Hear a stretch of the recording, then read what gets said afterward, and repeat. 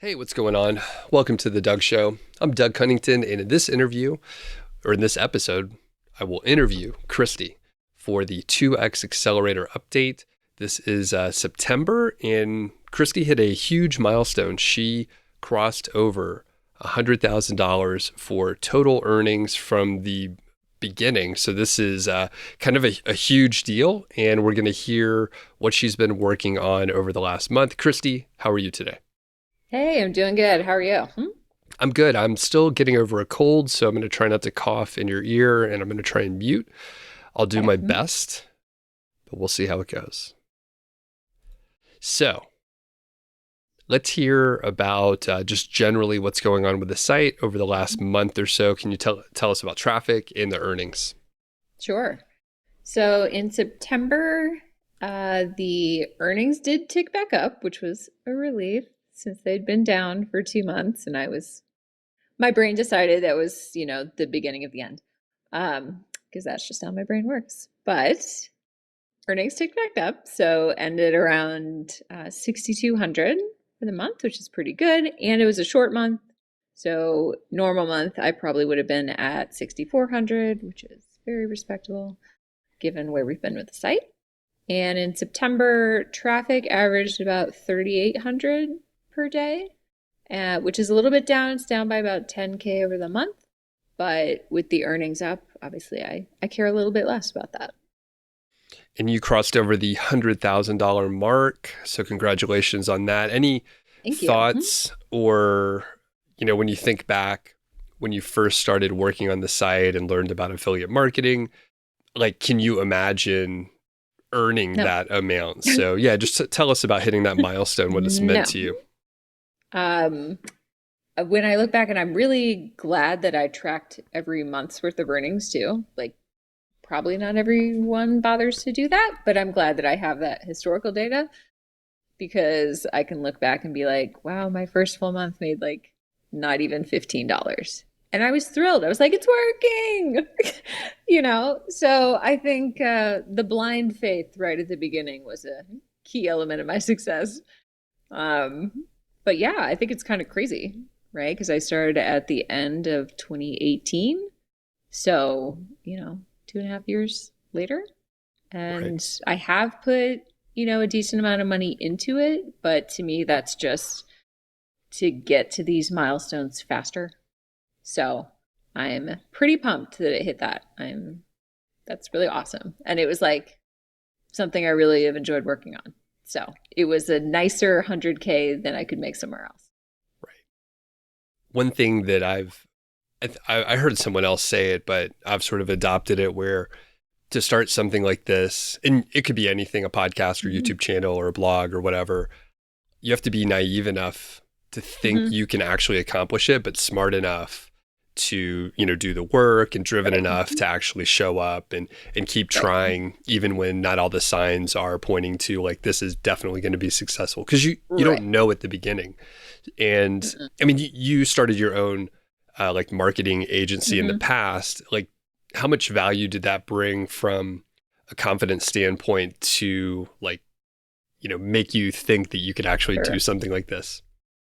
Well, I do think that it makes a difference because I am in a mindset more so where I feel like if I'm going to kind of bet on anyone, like I'll just bet on myself. Like I can do hard work. I can figure things, I can learn things, like I think that puts me in a mindset of I built another business, like I didn't have any idea what I was doing there either.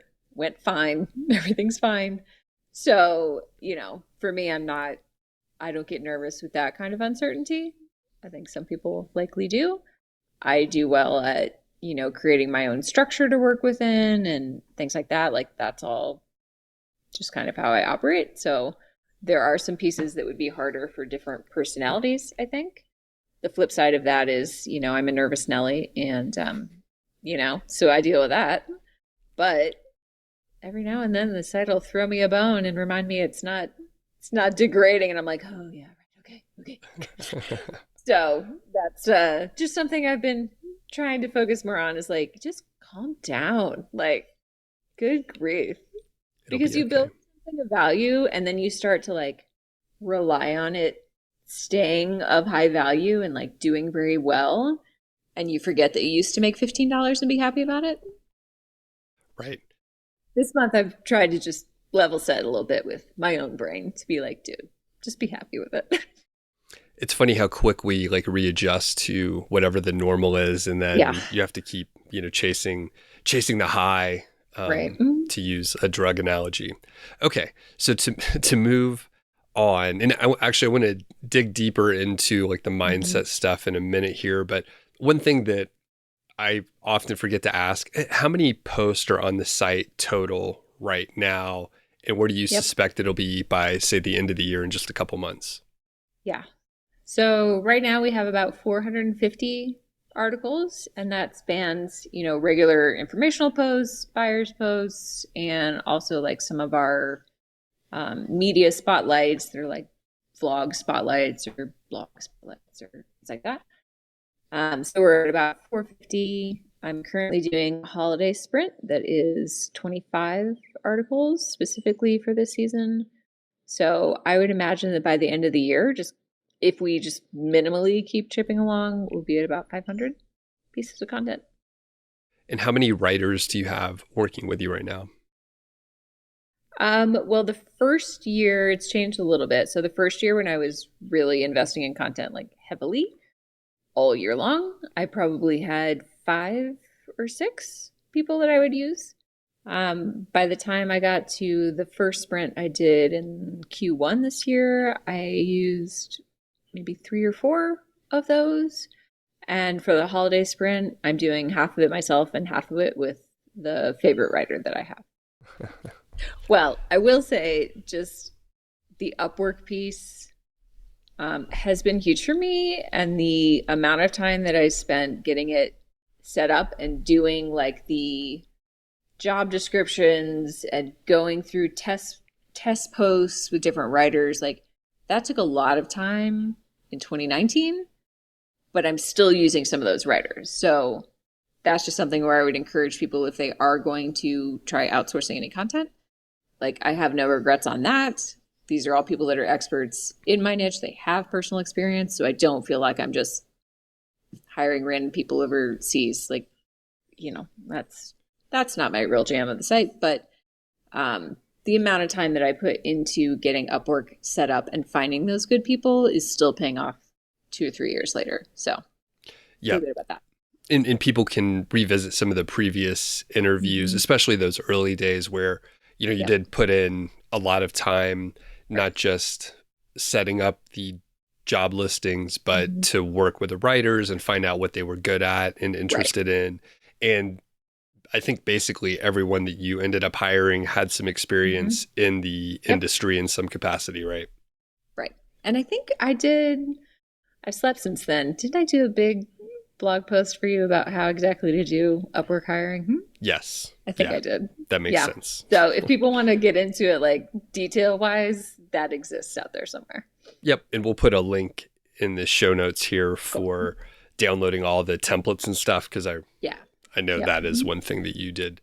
Yep. You started with the templates that I had, and then you made Mhm. them a little customized for your own needs Correct. there.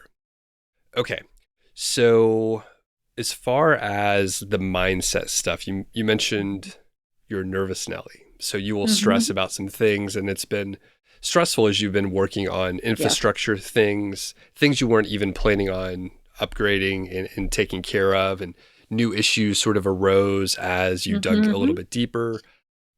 You exceeded your budget that you identified earlier in You the see me year. deep breathing as you say this list. Like I'm just like, Right. okay. So take us through that, through actually even some of the stressful periods from earlier in the year, and then how you have arrived at a more Zen type Mm-hmm. situation. For the moment. Yeah. So I would just say the first half of the year, I felt super good about what I was doing. Like I was spending all my time and effort on like things that I felt inherently good at or like able to learn pretty well. And then once we got to the summer and the infrastructure stuff just kind of exploded, Um, then I just like stopped feeling good at anything that we had to be doing. Right. So I'm just like, I don't even understand what the developer's saying. Like, I know he's trying to explain things to me in a non developer way. And I'm just like, I don't know what we're talking about. I don't know what we're talking about. Also, I'm not interested in it. I just want it to be fixed. Like, none of this is my thing. So it was just like a couple months of that. And, having like thousands of dollars go into cleaning up the background of the site or, trying to get weird formatting stuff fixed. And it's just like, ugh. So it really, I think that couple of months just robbed me of a lot of like the joy I took in the site because I couldn't be working on the stuff that I enjoyed. And it wasn't the stuff that I was like, this grows the site, right? Like I have content down, like I get the SEO. I know that when I spend time there, like it will have dividends later.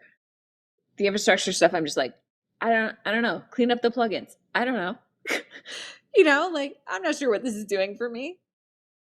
And so yeah, like it just it was stressful. It was stressful. So as I've kind of gotten into the last couple of months, just being like, wow, do I want to stay stressed about this? Like it's kind of optional.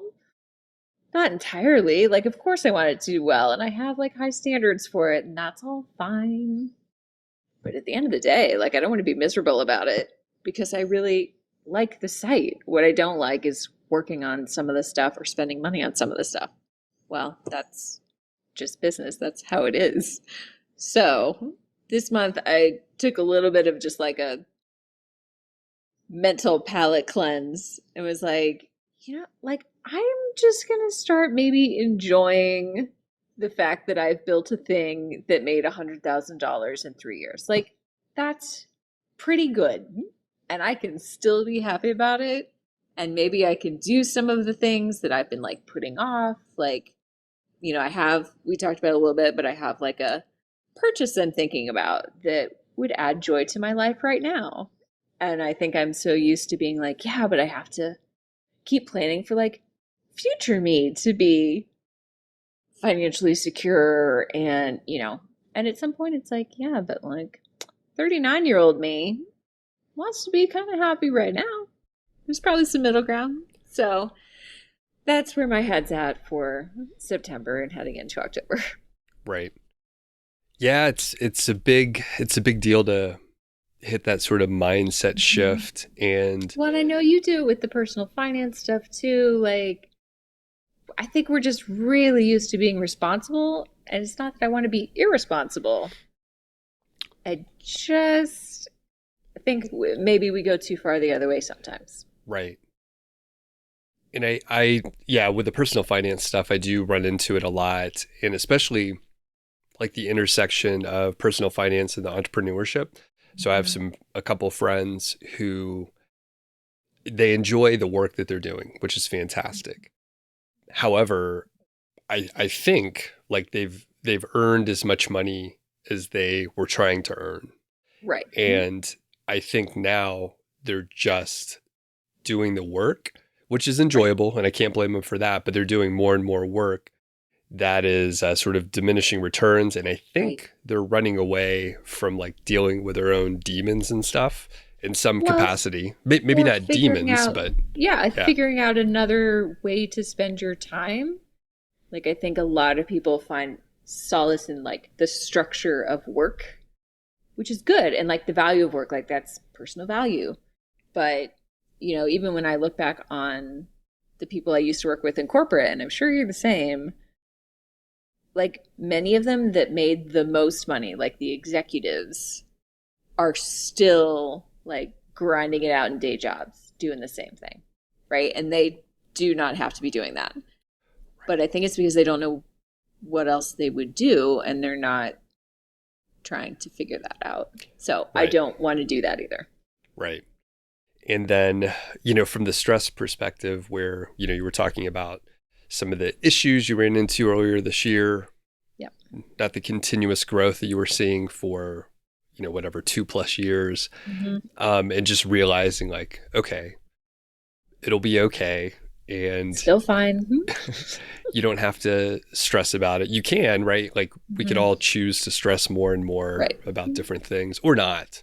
And sometimes obviously there's some very stressful things going on, and right. You should worry about that shit, of course. But yeah, some things where I don't know. I actually find that I still worry about stuff, but I worry about dumber things, and it's easier for me to identify those. Like, oh well, Right. I'm worrying about like the specific beer that I'm going to drink. Like that's not a huge problem. Like you can have the different beer. Take a little step back there. Probably it's gonna be all right. Yeah, so it's not a huge deal. Okay, so moving on to a couple things that didn't work out or that you're struggling with this last few weeks. So there's a couple things. Let's get into those. There's a couple things. So one of them would be the kind of course library that I was building of other people's courses. And it's made like the occasional buck here and there, right? Like maybe $25 since I started 4 months ago. Not a wild success as far as finances go. I like the resource. All of the work has been done. What I can't figure out is how to drive traffic to those pages or to convince people to buy once they leave my site and go to someone else's course page. Like, because I am sending a decent amount of traffic to people's course pages. Like when I log into my affiliate dashboards for them, like some of them, I'm sending 150 visitors and none of them are buying. And there's nothing that I can do about their sales page or whether the kind of person I'm sending it maybe is or isn't ready to buy. So I think it just ended up being a more complicated sales process than I assumed it would be, because all the resources are good and like we're vetting those and the way the site functions about it is good. So what I've decided to do is stress less about that and ask someone on my team to dig into that project and be like, how are we going to grow that? Right? Because now that the work is done, like if I can solve that equation, then that's a great new income stream that requires like very little effort for me. So I am handing that stress to someone else who doesn't find it stressful and finds it enjoyable and exciting. And I'm not going to worry about that right now. So, but I would say that it's not a wild success and I haven't figured it out, even though the content is good and I feel good about that. So that's one thing. And then before you go on, hold on. So, part of this is coaching. So I have a couple thoughts. Number one is a question. So why might this person be able to solve it when you were not able to? Well, I'm not putting that much time into solving it, for one thing. So I'm more focused on like creating my first physical product, getting the first course of my own launched, and doing the holiday sprint. So just like I'm not spending any time on it right now at all. I'm not out there making emails about it. Like I'm just not doing it. So I'm not in the camp thinking like I'm just going to do nothing and it's somehow going to magically work out. Probably not. Okay. So I have two follow-up thoughts.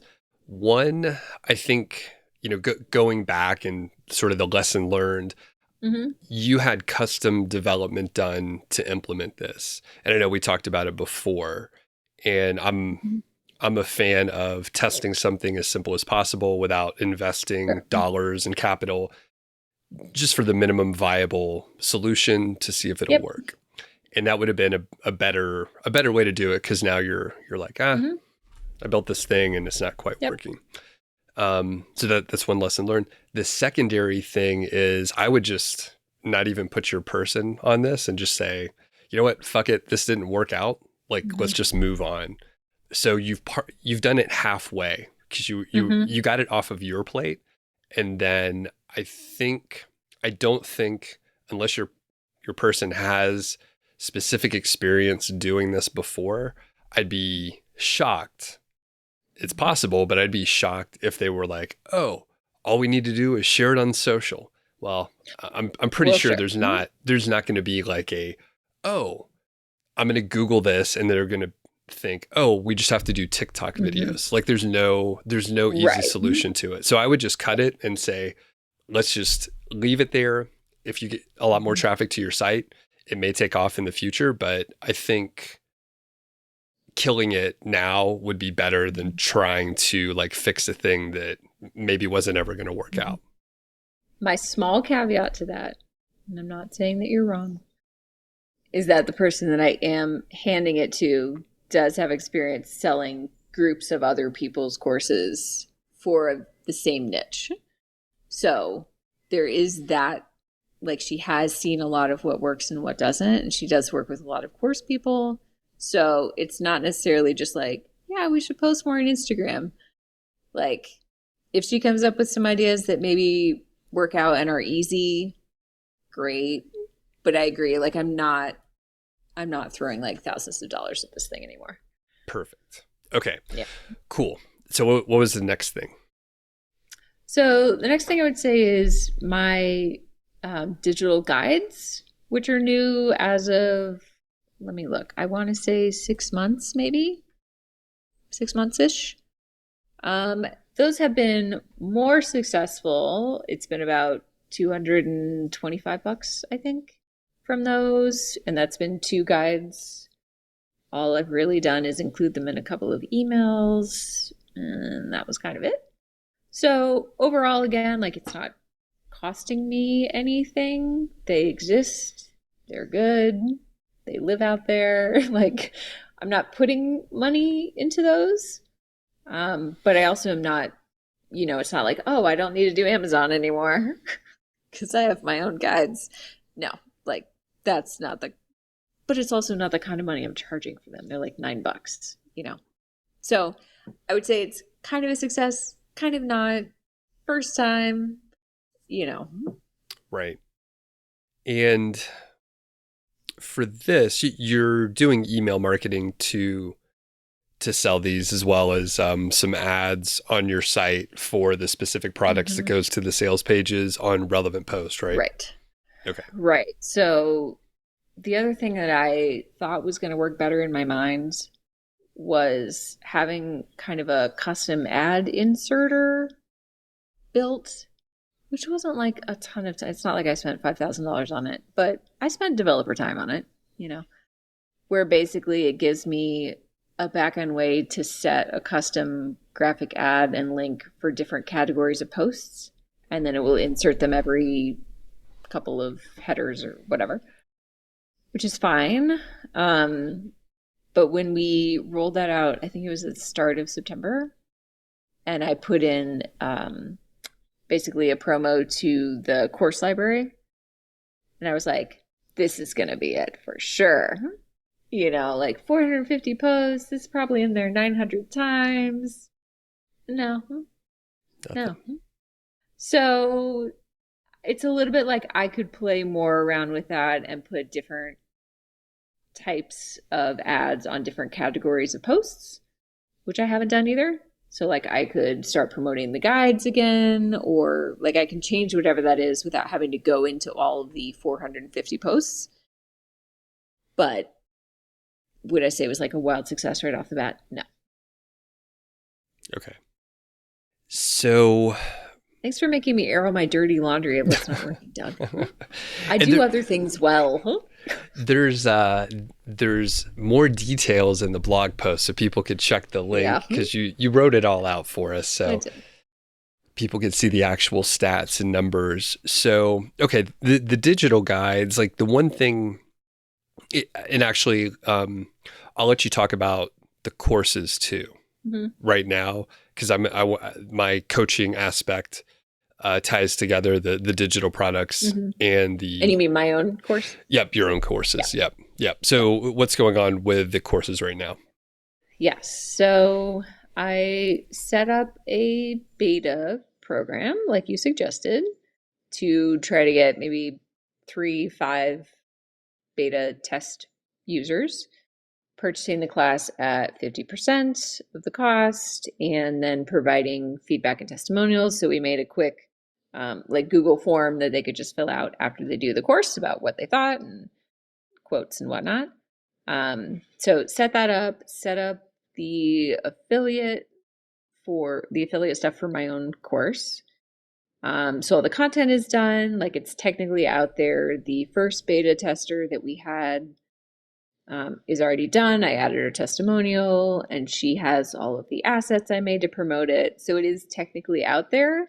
We have not done like our email launch yet because we're waiting for like a couple of the other beta tester folks to do it. So it exists, which is great. It is a real thing. I have, in October, when we're filming this, made $80, which is more than I've made off of the course library. So anyway, it's coming together. I would say it's taken a really long time because I ended up doing all that infrastructure stuff for like 3 months. Like, right. If I hadn't, probably I could have gotten this done in July, but that's not how it worked out. Right. So. And just to be clear, the infrastructure stuff unrelated to the course, it was like literally on your website. Right. Okay. And you have some beta customers, so people paid for the course. So we had the first one follow through. We had another probably 3 or 4 say they will do it. So we're just waiting for them to actually do it. But that is about all the people that I really need, I think, to be beta testers. Okay. Like a handful. Got it. And I would just say... to add some testimonials and stuff. Right. And I think, yeah, I mean, if you have, 3 to 5 like actual testimonials, I think that's good. Mm-hmm. In my old sort of like benchmark, I love to have like 10 to 15 students go through, knowing that some are not actually going to go through and some won't have a testimonial for you or anything with concrete, actual real results. So that's awesome that you were able to launch. And you said the price is $150 for the beta. Is that correct? And we have, so it's half of that for the beta people, $150 for everybody. And we have our sales drip campaign for emails set up. We haven't sent that yet because we were waiting on the beta folks to get through. But those are set up, and I'm just curious to see how that goes. You know, I just have no benchmarks for other courses. So we'll just see. Got it. Okay. So tying your own products together, I look at the digital courses, the digital guides, which are, sort of shorter, very well put together ebooks and very low price point. Like an ebook. Mm-hmm. It's like $10, right? Yep. So my concern is if you're having trouble and you're not sure how to sell those, it seems much harder to sell the $150 longer course. Now, there's some other aspects, right? Like you're actually getting some other influencers, some of your peers in different platforms to be beta users, and they'll be able to promote to their audience. So that does solve some problems. And I don't think for your digital guides, you don't have any testimonials for those, right? No, I don't know what a testimony would be about necessarily. Fair enough. And it's such a low price point. So they really are, much different products, but one would think you should be able to sell more of the digital guide. So if I just say, hey, I'm concerned about that, like what thoughts do you have around it? I'm also concerned, Doug. But I've decided to be zen about the whole thing now. So no, I think my concern is that the audience that we've built, which is I think around like 3,500 on our email list, which is good. It's great. I think. Yeah. I don't know.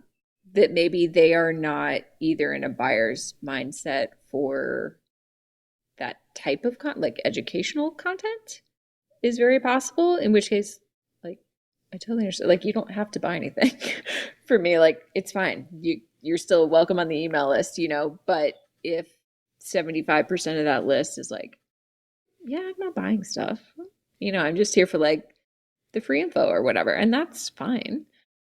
But there's no real way for me to tell until I do kind of like a sales campaign. Right. How many of those people might be real buyers So the other thing that we've been doing that I didn't put in this update because we're doing it more in October is we've been putting together a list of like sponsored email options in our niche.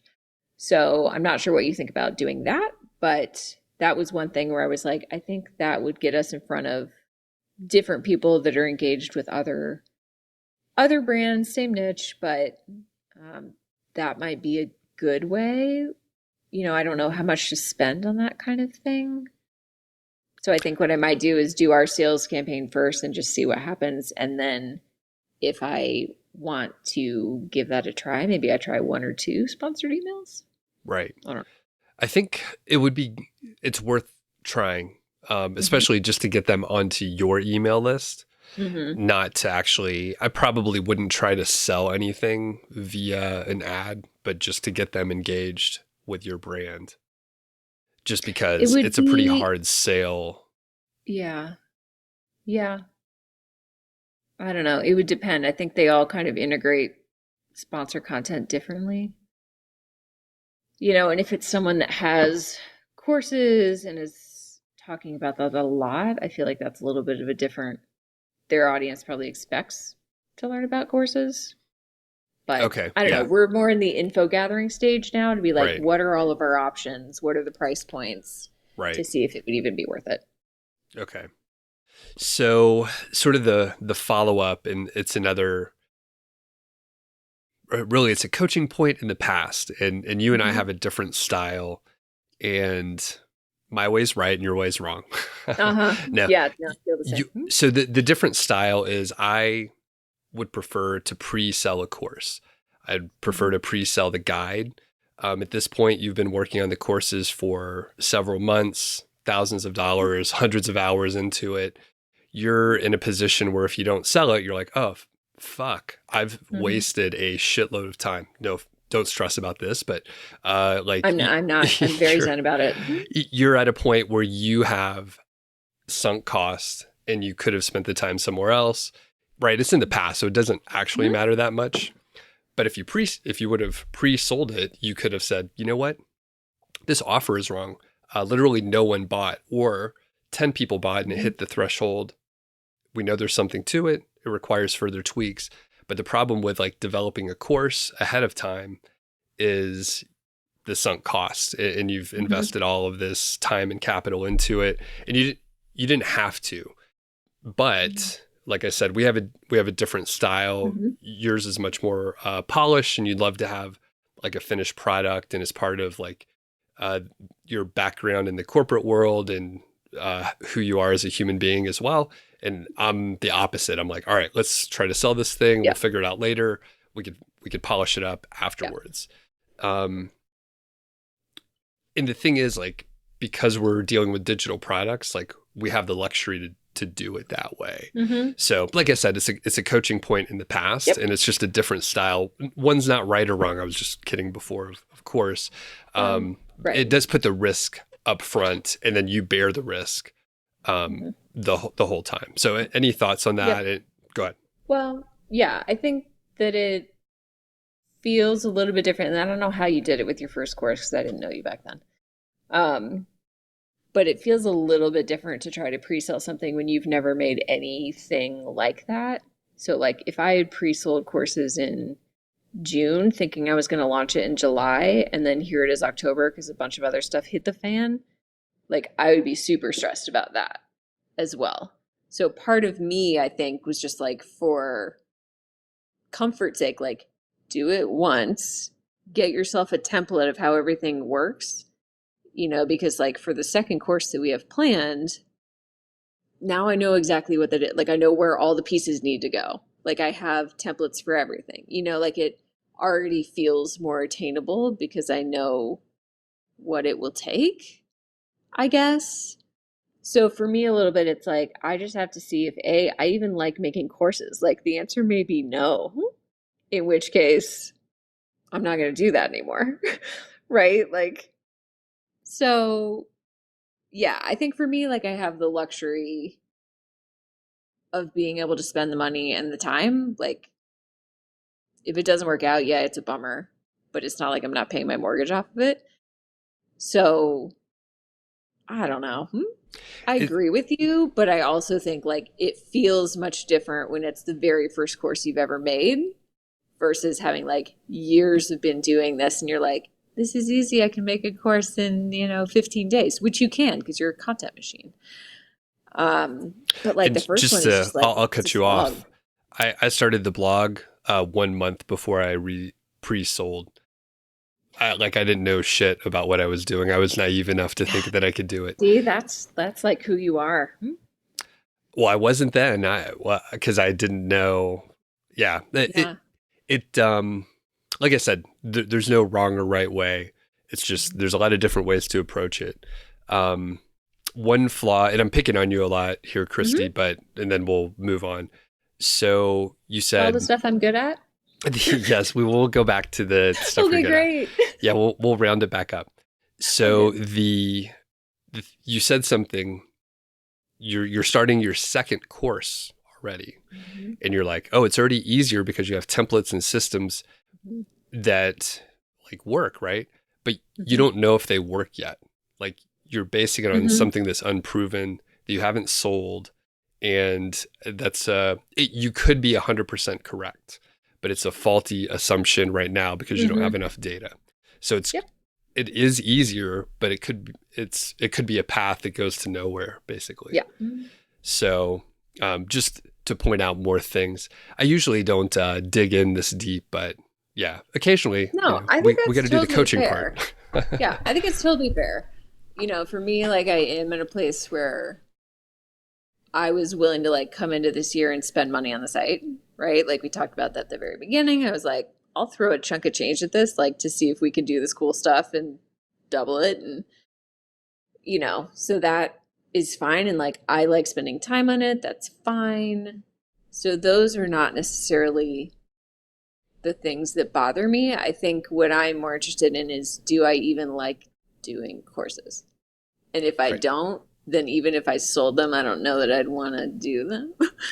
Right. A little bit, because it feels like courses are like the thing, right? Like everyone needs to have an online course, and that's how you make like passive income, which we know is a falsehood, but whatever. So a little bit, it's like I feel like I should try it, but I don't know if I'm gonna like it.